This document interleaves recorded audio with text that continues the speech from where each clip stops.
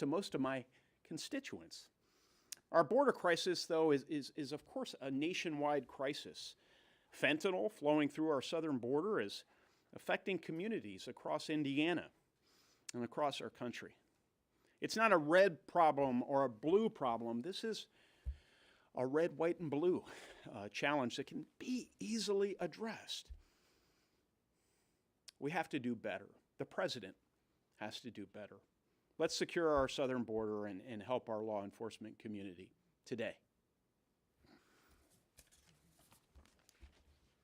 Yes, first, Senator Grassley, thank you for bringing us together and for being such a strong proponent of our law enforcement officials, and to my colleagues that are here today to honor the men and women in blue as well. Folks, last election cycle, we did see a lot of anti-law enforcement rhetoric. It played out in my own campaign, where we had folks on the left that were out there chanting, defund the police, defund the police. It was the popular thing to do, to really go after the men and women that are on our streets protecting our citizens. And we've heard it, abolish ICE, go soft on crime. And they were serious. They were serious in their campaign cycle. And so what do we see now? The result of that anti-law enforcement rhetoric, we have seen our men and women in law enforcement be villainized. We have seen them attacked. Senator Grassley just mentioned those in law enforcement that were killed in Iowa in this past year. We've seen the liberal district attorneys failing to prosecute even the most serious of crimes. Officers on our border, just as Senator Young mentioned, they are overwhelmed with people flooding across the border. They're outnumbered, and as a result, we have seen violent crime surging across our country. Last year, the murder rate hit its highest point in a quarter of a century. And the New York Times just recently reported in an article that men and women that live and work in the city are afraid to go back to work in this post-pandemic world because of the surge in crime. They are afraid they will be attacked or harassed on their commute to work. That's from the New York Times. And during National Police Week, all of us, I want to thank and honor the men and women in blue. I know all of us want to do that. They work hard to keep us safe. I did a law enforcement roundtable a number of weeks ago in Iowa with men and women of local police departments, of our sheriff's departments, and of the Iowa State Patrol. I'm really proud of those men and women for stepping up during a difficult time. And they acknowledged it has been a difficult time. Recruiting for men and women going into law enforcement is extremely difficult because of the rhetoric that has been put out there by the people on the left. These are men and women that will do anything to protect us, even putting their own lives in danger. And we're having a hard time bringing them into the fold to support our communities because of what the left has done. So instead of bending to the liberal left, we should have a president that is standing up for the men and women in blue. And so we're imploring that President Biden step up and do the right thing by supporting these men and women and taking crime seriously in the United States. Our laws need to be enforced, our law enforcement needs to be supported, and the perpetrators need to be held accountable. Thank you, Senator Grassley, for organizing this today. This is such a special week. It's in honor of our law enforcement men and women, National Police Week, and it really gives us an opportunity to show our gratitude, to show our appreciation to the men and women who serve their communities every single day.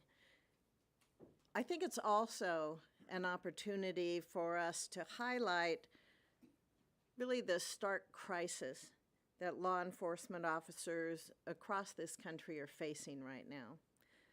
We've seen a lot of rhetoric against the police and also against the important work that they do.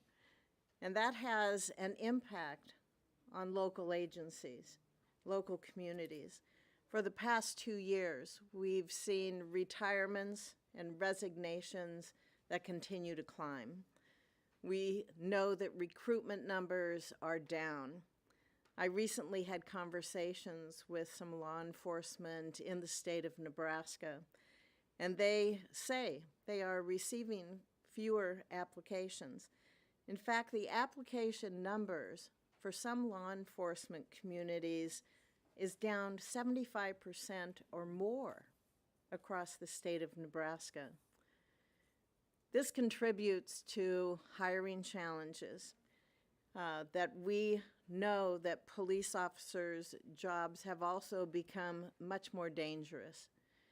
We have seen surges in violence and aggression towards police officers. 346 police officers were shot in the line of duty. 346. And 130 of them were targeted and shot in ambush-style attacks. 60 Minutes recently on their program, they had FBI Director Christopher Wray speak, and he said there is a 59% increase in the murders of police officers, with 73 officers killed in 2021. That's a rate of about 1 police officer killed every 5 days. Anti-police rhetoric has diminished morale. It has eroded public trust in our law enforcement. And these factors, I believe, have contributed to a massive crime wave that we are seeing all across this country. The administration's response has been weak. That cannot continue. We've had members of our party, Senator Cassidy is one, who has a resolution that really would get to what we should be doing, that I support. And it demands that the President work with Congress on a comprehensive strategy that's going to encourage the Department of Justice, the Department of Homeland Security, as well as state and local law enforcement officers to counter the rise in violent crime by reinforcing strong criminal justice policies. And the Senate needs to pass that resolution. We need to step forward and show that it is time to stop the rhetoric on defunding the police, and instead we need to honor the men and women who serve us every day, and really to address the public safety crisis that we see facing this country. Any questions on the crime problem? Iris Tao with NTD. So speaking of public safety, you just mentioned that the protests going on outside the justices' homes. So can you elaborate on the connection between this protest and current trends in crime in the country that we're seeing right now? And also, what do you think about the administration's response to it so far? Thank you. I think it's pretty simple. When you don't control the borders, and fentanyl is just one drug that comes across that border. Comes from China to Mexico into the United States, but other drugs come from other countries across the Rio Grande. And when that happens, it's one thing for people to come to our country violating our laws, but to bring drugs in, it makes every problem for not just the border states, but for all of the states of the United States and the statistics on crime. Her question was about the connection between violent crime and the intimidation at the Supreme Court. You sure didn't make that very clear. You know, remind me of a question I got in Medicaid in a town meeting, and I answered it for 5 minutes, and the woman told me that I'm talking about Medicare, not Medicaid. So any of you can stop me if I'm answering the wrong question. Well, I think when you have the President of the United States being quiet on the demonstrations that are going on, which are nothing more than to intimidate the Supreme Court for political reasons, when the Supreme Court needs to be independent and make decisions based on the Constitution and the laws, and at the top of our country, you don't have a president speaking up against that and supporting the courts. I think there's just one example, but that's a big example of what has caused morale within the police department to go down, and the defunding argument that goes with it, and making it very difficult to fill vacancies in Supreme Courts and things of that nature. That's the connection that I put to that. Following up on that, there's going to be a huge manifestation on Saturday here in Washington and in other cities in the country.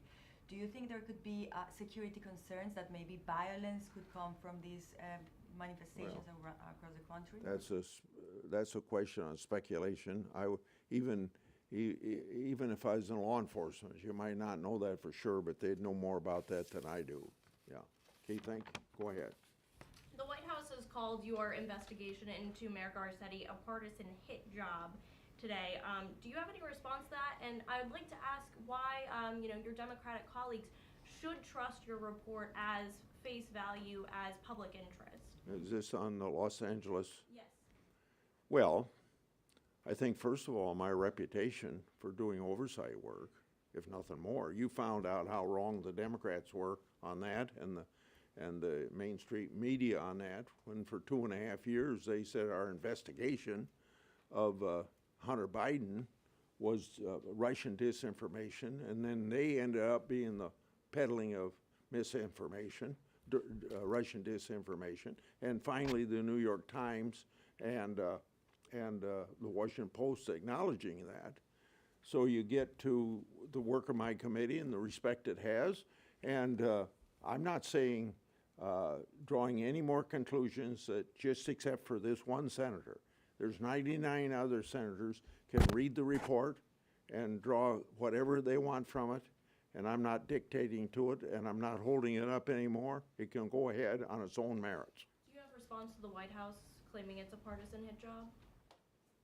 Well, I don't have that reputation for doing partisan hit jobs. Thank you.